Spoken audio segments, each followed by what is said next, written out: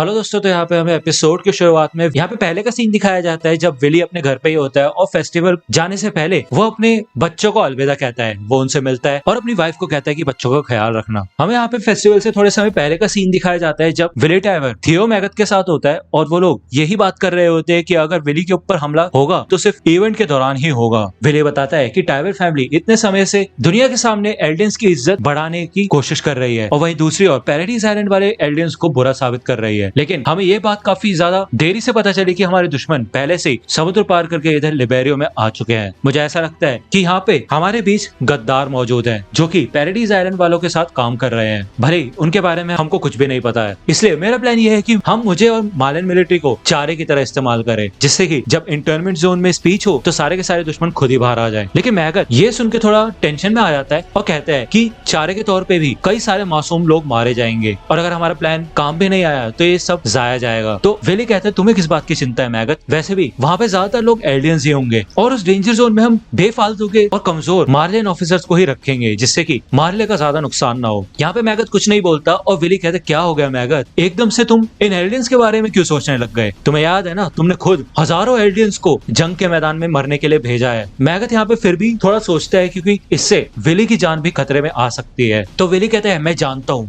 लेकिन मेरे को वहाँ खुद जाना होगा और बोलना पड़ेगा, तभी बाकी देशों की मिलिट्री, जर्नलिस्ट और एम्बेसडर सामने आएंगे। और वैसे भी ये जरूरी है कि मेरे साथ साथ एल्डियंस इस अटैक का हिस्सा बने जिससे कि बाकी दुनिया को हमारे ऊपर तरस आए। इस प्लान को मानते हुए ये दोनों हाथ मिलाते हैं और मैगथ कहता है कि ये तो मानना पड़ेगा कि सिर्फ एल्डियंस ही नहीं है जो कि डेविल होते हैं, हम भी डेविल ही हैं। यहाँ पे हमें फिर से अभी का सीन दिखाया जाता है और एरन इधर विली को मार देता है और उसके बाद अपने अटैक टाइटन का इस्तेमाल करके उसे खा जाता है। इसके बाद वो साइड में देखता है, यहाँ पे फ्रंट स्टेज होता है जहाँ पे मिलिट्री ऑफिसर्स बैठे होते हैं। एरन उन सबको मारने के लिए आगे बढ़ता है, सबके सब यहाँ से डर के भागने लग जाते हैं, लेकिन कैल्वी वही बैठा होता है और वो बस बैठ के देखता रहता है और एरन उन सबको जाके वहाँ पे मार देता है। इधर कोल्ट गाबी और ओडो को खड़ा होने में मदद करता है, लेकिन ये सब देखते हैं कि जोफिया एक बड़े से पत्थर के नीचे दब के मर गई होती है। ये तीनों यहाँ पे शौक में होते हैं और कोल्ट गाबी और ओडो को यहाँ से निकालने की कोशिश करता है, लेकिन ओडो कोल्ट से छूट के जोफिया को बचाने के लिए भागता है, लेकिन वो पहले ही मर चुकी होती है। अब क्योंकि यहाँ पे भगदड़ मची होती है तो यहाँ पे काफी सारे लोग आ जाते हैं और ओडो उनके पैरों तले कुचला जाता है और गाबी उसे डर के मारे देख रही होती है। इधर कोल्ट गाबी को पकड़ के एक पत्थर के पीछे कवर ले लेता है और अटैक टाइटन इधर तबाही मचा रहा होता है। यहाँ पे विली की छोटी बहन लारा टाइवर होती है और वो ये पूरी सिचुएशन देखती है और कहती है कि भाई आपने टाइवर फैमिली के हेड के तौर पे काफी अच्छा काम किया और उसके लिए शुक्रिया। यहाँ पे लारा ट्रांसफॉर्म होना शुरू कर दिया और हमें दिखाया जाता है कि लारा टाइवर ही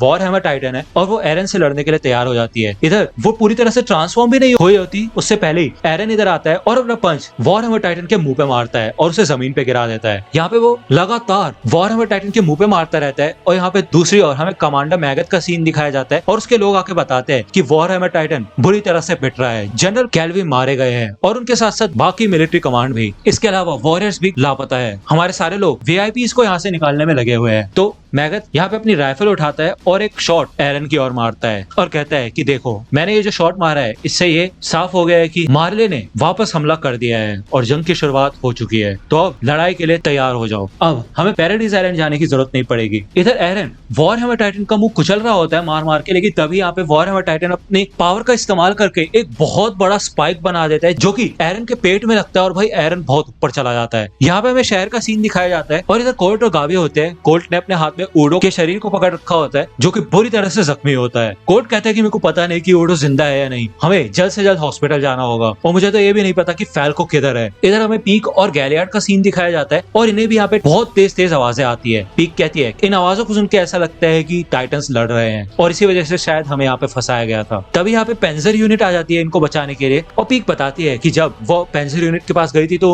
उसने पहले ही इन सबको बता दिया था कि उसे उस सोल्जर पे शक है तो हमारा पीछा करना। तो यहाँ पे ये दोनों वॉरियर्स बाहर निकल जाते हैं और ये बिल्डिंग के बाहर आ जाते हैं। यहाँ पे पेंजर यूनिट बताते हैं कि war hammer Titan attack Titan से लड़ रहा है और पीक इन सबको कहती है ठीक है कार्ड टाइटन का आर्मर लेके आओ जल्द से जल्द। गैलियट कहता है ठीक है मैं भी आगे जाता हूँ, लेकिन पीक उसे रोक लेती है और कहती है कि नहीं अभी हमें दूर से बैठे बैठे सिर्फ देखना है। लेकिन तभी हमें दिखाया जाता है कि ऊपर से इधर स्काउट्स जाते हैं अपने ओडियम गियर का इस्तेमाल करके और पीक इन्हें देख के भाई हद से ज्यादा शॉक हो जाती है और कहती है कि ऐसा हो ही नहीं सकता। यहाँ पे वॉर हैमर टाइटन पूरी तरह से ट्रांसफॉर्म हो जाता है और वो अपने हाथ से एक बहुत बड़ा हैमर बनाता है इतना बड़ा कि वो एरन को आराम से शॉट मार पाए। जैसे ही वॉरहैमर टाइटन एरन के ऊपर हमला करता है तो एरन अपने हार्डन फिस्ट से उसका स्पाइक तोड़ के नीचे आ जाता है। इधर अटैक टाइटन वॉरहैमर टाइटन के ऊपर हमला करने के लिए आगे बढ़ता है, लेकिन तभी यहाँ पे मार्लियन सोल्जर्स अटैक टाइटन के ऊपर तोप के गोले बरसाते हैं। कॉस्लो इधर फाउंडिंग टाइटन को मारने के लिए तैयार होता है और वो कहता है हमें इसको मार देना चाहिए, लेकिन मैगथ उसे रोक देता है और कहता है कि अगर हम फाउंडिंग टाइटन को मारेंगे तो इससे हमारी परेशानी और बढ़ ही जाएगी। हमें ये देखना है कि वॉरहैमर टाइटन एरन को खा ले, उसी वजह से हम इधर है। इधर वॉरहैमर टाइटन अटैक के लिए तैयार हो जाती है और कॉस्लो कहता है लेकिन सर मेरे को ऐसा लग नहीं रहा कि वॉरहैमर टाइटन उसे खाने के लिए लड़ रहा है, वो उसे मारना चाहता है। इधर वॉरहैमर टाइटन अपने हैमर से अटैक टाइटन के ऊपर हमला करता है और अटैक टाइटन अपने फिस्ट हार्ड करके उसको रोकने की कोशिश करता है, लेकिन भाई वॉरहैमर टाइटन का ये हथियार इतना ज्यादा ताकतवर होता है कि उसका हार्ड एंड फिस्ट साथ ही साथ उसका सर दोनों टूट जाते हैं। इधर एरन अपने नेप से बाहर आ जाता है और लारा टाइबर कहती है कि एरन येगर कोई आखिरी शब्द है तुम्हारे? तो एरन कहता है अभी नहीं तो कभी नहीं मिकासा। तभी यहाँ पे हमें दिखाया जाता है कि पीछे से मिकासा आती है और वो वॉरहैमर टाइटन के पीछे आके यहाँ पे थंडर स्पीयर्स वॉरहैमर टाइटन के नेप पे मारती है और उसके आगे आ जाती है। यहाँ पे बहुत बड़ा ब्लास्ट होता है उसके नेप में और यहाँ हमें दिखाया जाता है कि दूसरी ओर स्काउट रेजिमेंट के बाकी सोल्जर्स आर्टिलरी को तबाह कर देते हैं और मार्लियन सोल्जर्स को भी मार देते हैं। तो दोस्तों अगर आप अटैक ऑन टाइटन से रिलेटेड मर्चेंडाइज खरीदना चाहते हैं तो इन सब की लिंक आपको डिस्क्रिप्शन में मिल जाएगी,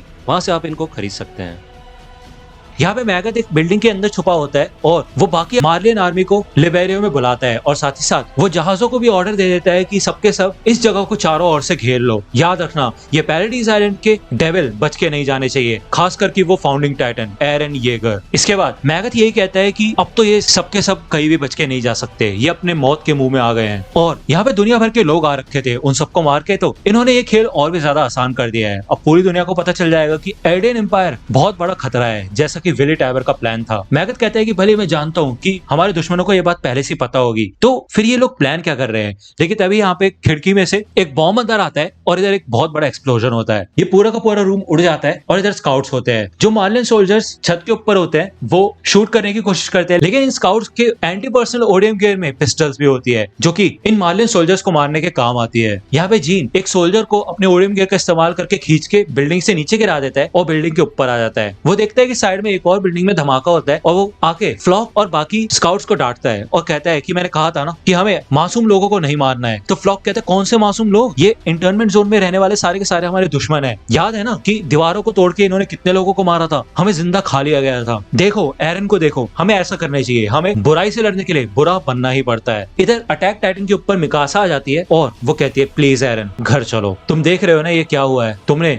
आम लोगों को मारा, साथ ही साथ बच्चों को भी मारा, तुमने ये जो किया है ये वापस बदला नहीं जा सकता। लेकिन एरन इधर मिकासा की बात पे ध्यान नहीं देता और कहता है देखो मिकासा वो वॉरहैमर टाइटन अभी भी जिंदा है। तो मिकासा यहाँ शॉक हो जाती है और कहती क्या ये खड़ा कैसे हो सकता है, मैंने इसका पूरा नेप उड़ा दिया था। तो एरन कहता है हाँ और मैंने भी इसको कुचल के रख दिया था। तभी इधर वॉरहैमर टाइटन एरन की ओर एक तीर टाइप मारता है, लेकिन मिकासा एरन को बचा के वहां से ले जाती है और ये ऊपर आ जाते हैं। एरन कहता है ऐसा लगता है कि ये वॉरहैमर टाइटन किसी भी तरीके का हथियार अपनी ताकत से बना सकता है, इसको हराने का एक ही तरीका है, मिकासा तुम इसका ध्यान बटाओ और जैसे मुझे मौका मिलेगा मैं वॉरहैमर टाइटन को खा जाऊंगा। इधर हमें हॉस्पिटल के बाहर का सीन दिखाया जाता है और कॉल्ट एक डॉक्टर से कहता है कि प्लीज इसको बहुत चोट लगी है, इसको देख लो। तो डॉक्टर मना कर देता है और कहता है वैसे ही हमारे सारे के सारे बेड फुल हो चुके हैं और ये बच्चा पहले से मर चुका होगा। यहाँ पे कॉल्ट को बहुत बुरा लगता है और वो ऊडो की लाश को जमीन पे लेटा देता है और गाबी से कहता है कि गाबी तुम्हें अपनी फैमिली के पास जाना चाहिए और इस जगह से जितना दूर हो सके उतनी दूर चली जाओ, मैं फैरको को ढूंढने जाता हूँ और मुझे यकीन है कि वॉरियर्स इन टाइटन से निपट लेंगे। लेकिन गाबी मना कर देती है और वो कहती है कि नहीं मैं कहीं नहीं जा रही, मुझे भी लड़ना है, क्योंकि मुझे ये समझ नहीं आ रहा कि ऊडो और जोफिया क्यों मरे। तो वो यहाँ से बैटल जोन की तरफ भागना शुरू कर देती है। कोल्ट उसे रोकने की कोशिश करता है लेकिन वो नहीं रुकती। यहाँ पे उसे दिखाई देता है कि बहुत सारी गाड़ियां वॉर जोन में जा रही होती है और वो उनसे कहती है कि मेरे को भी आने दो। तभी वहाँ पे गाबी को गेट गार्ड्स दिखाई देते हैं, वो कहते हैं गाबी यहाँ पे बहुत खतरा है, इधर से चले जाओ, वापस घर जाओ। तभी यहाँ पे स्काउट रेजिमेंट आ जाते हैं और वो उन गाड़ियों पे हमला कर देते हैं थंडर स्पीयर्स से और यहाँ पे कई सोल्जर्स मारे जाते हैं। यहाँ पे दोनों में से एक गार्ड मारा जाता है और वो एक गार्ड जो कि गाबी से कह रहा होता है कि प्लीज यहाँ से भाग जाओ, वो भी एक स्नाइपर से मारा जाता है। जब गाबी देखती है कि किसने उसे मारा है तो वहाँ पे छत पे साशा बैठी होती है और उसी ने वो शॉट लगाया होता है। कॉनी भी साशा के पास आता है और वो कहता है कि हमने रास्तों को बंद कर दिया है। तो साशा कहती है तुम लैंप लगाना भूल गए क्या, लाइट लगा दो। तो कॉनी यहाँ पे छत के कोने पे एक लैंप लगा देता है और ये दोनों अपने बाकी कॉमरेड्स के पास चले जाते हैं। जब गाबी इन स्काउट्स को यहाँ से जाता हुआ देखती है तो उसे बहुत गुस्सा आता है कि कैसे इन स्काउट्स ने आके इतने सारे लोगों को मारा जिनको वो जानती थी और जिनसे प्यार करती थी। वो देखती है कि नीचे एक गार्ड मरा हुआ होता है। गाबी को यहाँ पे बहुत गुस्सा आता है और वो उस गार्ड की राइफल उठा लेती है। कॉनी, साशा और बाकी स्काउट रेजिमेंट के मेंबर जीन और फ्लॉक के पास आते हैं और बताते हैं कि हमने दुश्मनों को ठिकाने लगा दिया है। तो जीन कहता है हाँ, हमने भी यहाँ पे खेल संभाल लिया है। साशा कहती है और साथ ही साथ हमने लाइट्स भी लगा दी है। तो जीन कहता है इस हिसाब से हमारा प्लान अभी तक सही चल रहा है, लेकिन जब तक हम उस वॉर हैमर टाइटन को हरा नहीं देते तब तक हम कुछ नहीं कह सकते। उसको हराने के बाद क्या होगा वो तो हमें जब भी पता चलेगा जब हम जिंदा बचेंगे। यहाँ पे Mikasa continuously war hammer Titan के अटैक से बच रही होती है और एरन यहाँ पे एक घर की छत पे खड़ा होता है। वो वॉर हैमर टाइटन को देख रहा होता है और वो कहता है कि मेरे को इसको देख के अजीब से लग रहा था। जब ये पहली बार ट्रांसफॉर्म हुआ था तो ये अपनी नेप की बजाय अपने पैरों से ट्रांसफॉर्म होना शुरू हुआ था। तो इस हिसाब से यहाँ पे एरन देखता है कि वॉर हैमर टाइटन के पैर से एक केबल टाइप कनेक्टेड होता है जो कि जमीन के नीचे जा रहा होता है। एरन समझ जाता है कि इसका मतलब वॉर हैमर टाइटन की असली बॉडी जमीन के नीचे है और वो यहाँ पे घर से कूद के फिर से ट्रांसफॉर्म हो जाता है और उसे यहाँ पे वो होल मिल जाता है जहाँ से वो केबल निकल रहा होता है। वो जमीन को तोड़ के लारा की बॉडी को बाहर निकालता है जो कि क्रिस्टल में होती है। इधर एरन उस केबल को तोड़ देता है जिससे कि वॉर हैमर टाइटन जमीन पे नीचे गिर जाता है। यहाँ पे मिकासा, जीन, साशा, कॉनी और ऊपर लीवाई सबके सब एरन को देख रहे होते हैं और एरन इधर लारा के क्रिस्टल को तोड़ने के लिए अपने मुंह के पास लेके आता है। तभी पीछे से गैलियार्ड आ जाता है जो कि जॉ टाइटन होता है। गैलियार्ड यहाँ पे अटैक टाइटन की नेप पे हमला करता है और कहता है अब मैं फाउंडिंग टाइटन को वापस ले रहा हूँ और वो एरन को मारने वाला होता है। लेकिन इससे पहले कि गैलियार्ड अटैक टाइटन की नेप को पूरी तरह से काटे उसका गाल कट जाता है। जब वो देखता है तो सामने यहाँ पे लीवाई एकरमैन होता है। वो कहते हैं क्या एकरमैन? वही स्काउट जिससे हमारे मेंटर जी मरते मरते बचे थे। यहाँ पे एरन गैलियार्ड को पकड़ लेता है और गैलियार्ड कहता है ये मेरे को ठीक नहीं लग रहा। वो यहाँ से भागने की कोशिश करता है और एक बिल्डिंग के ऊपर चढ़ता है, लेकिन मिकासा वहाँ पे एक थंडर स्पेयर मार के एक धमाका कर देती है जिससे कि गैलियार्ड नीचे गिर जाता है। गैलियार्ड जब नीचे गिरता है तो वो काफी शॉक हो जाता है जब ये सारे के सारे स्काउट्स ग्रुप में आ जाते हैं और उसकी तरफ ही बढ़ने लग जाते हैं। वो कहते हैं क्या